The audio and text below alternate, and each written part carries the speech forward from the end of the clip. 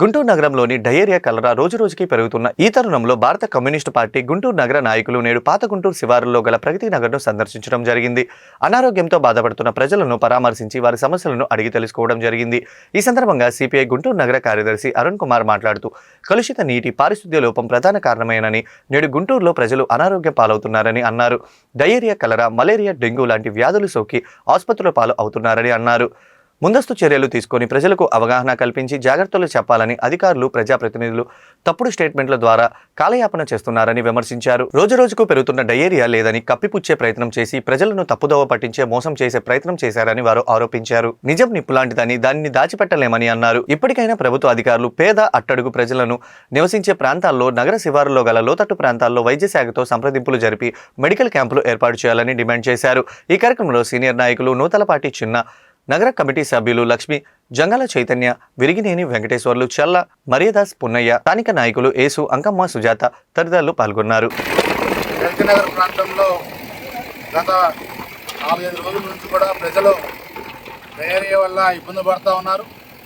సిపిఐగా అధికారుల దృష్టికి అనేక పర్యాలు తీసుకొని పోయాం. ఈరోజు ఆ ప్రాంతంలో ప్రజలు ఎదుర్కొన్న సమస్యల్ని, ప్రధానంగా డయేరియా ద్వారా బాధపడుతున్నటువంటి ప్రజల్ని పరామర్శించడానికి సిపిఐగా గుంటూరు నగర సమితికి ఇక్కడ రావడం జరిగింది.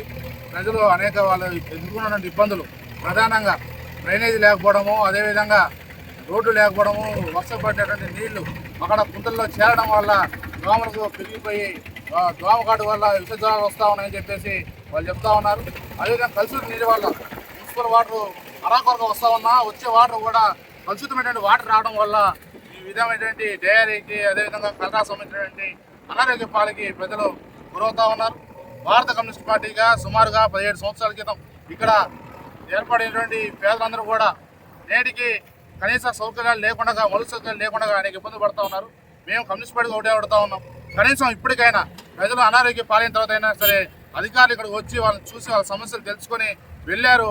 మీరు తెలుసుకుని వెళ్ళడం మాత్రమే కాకుండా సమస్యలు మొత్తం కూడా పరిష్కారం అయ్యే విధంగా, డ్రైనేజీలు వచ్చే విధంగా, రోడ్లు వేసే విధంగా, వీళ్ళు ఉన్నటువంటి కనీస మౌలిక సౌకర్యాలు కల్పించే విధంగా, కనీసం త్రాగునీటి వచ్చే విధంగా మీరందరూ కూడా అధికారులు, కమిషనర్ గారు, కలెక్టర్ గారు, అదేవిధంగా ఎమ్మెల్యే గారు ఈ యొక్క చర్యలు తీసుకుంటారని చెప్పేసి, సమస్యల పరిష్కారంలో కృషి చేస్తారని చెప్పేసి మేము కోరుకుంటా ఉన్నాం.